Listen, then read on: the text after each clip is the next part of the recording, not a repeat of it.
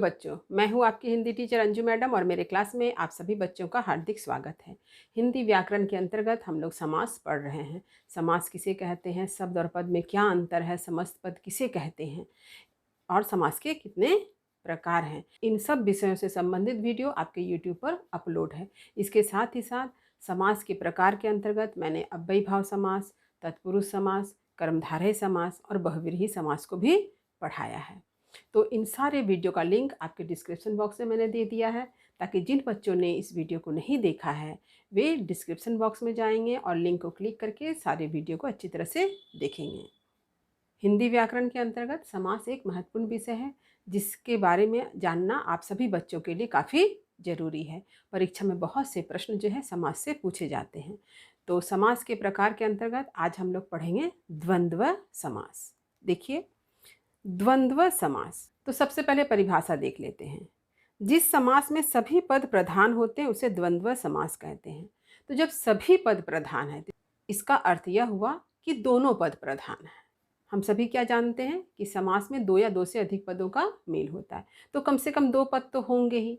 तो यहाँ पर क्या कहा जा रहा है कि सभी पद प्रधान, यानी दोनों पद ही प्रधान हैं। यहाँ पर जो समस्त पद दिया जाएगा उस पर जो दो पद आएंगे ये दोनों पद ही प्रधान होंगे। इसलिए आपको याद रखना है, क्योंकि इसके पहले मैंने आपको बहुव्रीहि समास में क्या बतलाया था कि बहुव्रीहि समास में कोई पद प्रधान नहीं होता, वहाँ पर एक तीसरा अर्थ निकलता है। यहाँ पर दोनों पद प्रधान है, इसे आप हमेशा याद रखिएगा।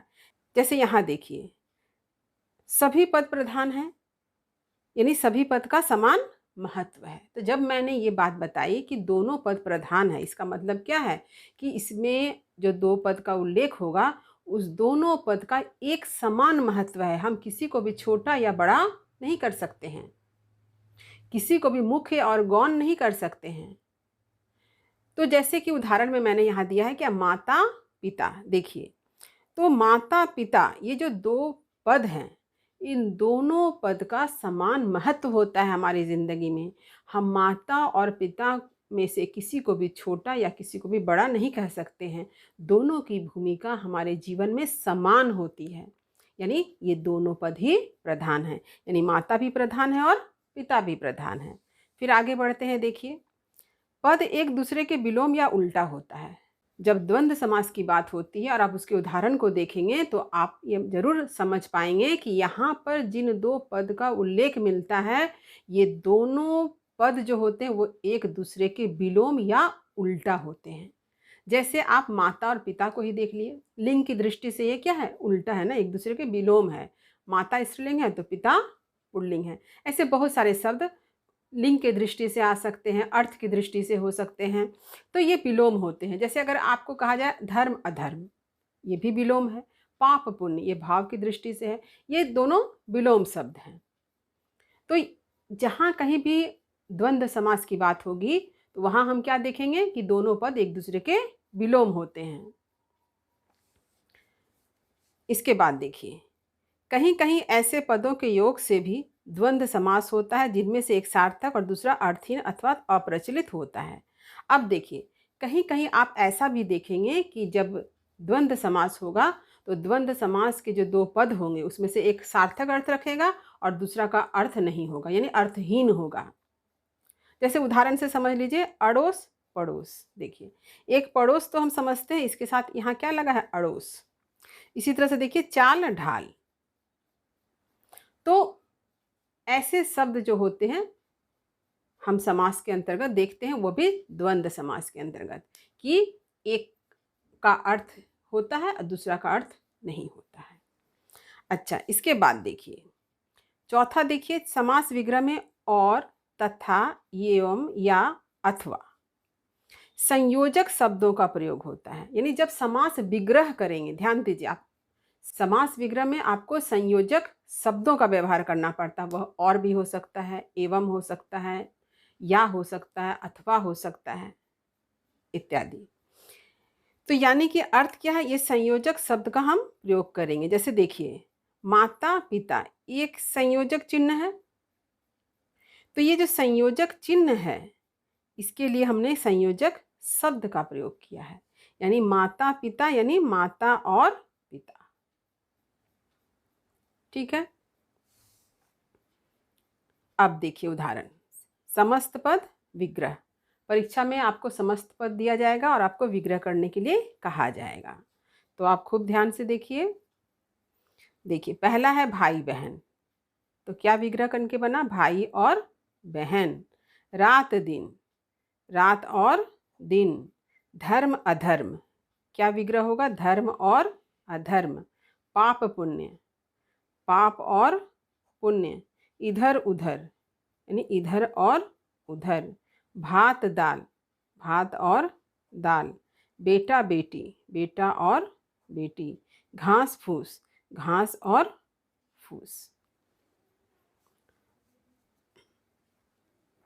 तो आप यहाँ देख ही रहे हैं कि ये जो समस्त पद है इसे ऐसे ही एग्जाम में आपसे पूछा जाएगा और आपको इसी तरह से विग्रह करके दिखाना है।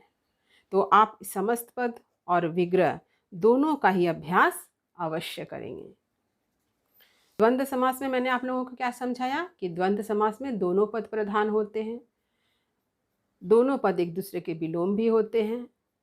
जब हम समास विग्रह करते हैं तो संयोजक शब्दों का प्रयोग करते हैं। यहाँ पर आप ध्यान दीजिए, द्वंद्व का अर्थ क्या होता है, द्वंद्व यानी संघर्ष, यानी दोनों शब्द का पड़ना जो है एकदम भारी होता है, इसलिए एक तरह का समझिए दोनों में द्वंद्व है।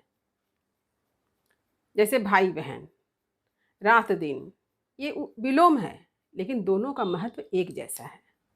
ठीक इसी तरह से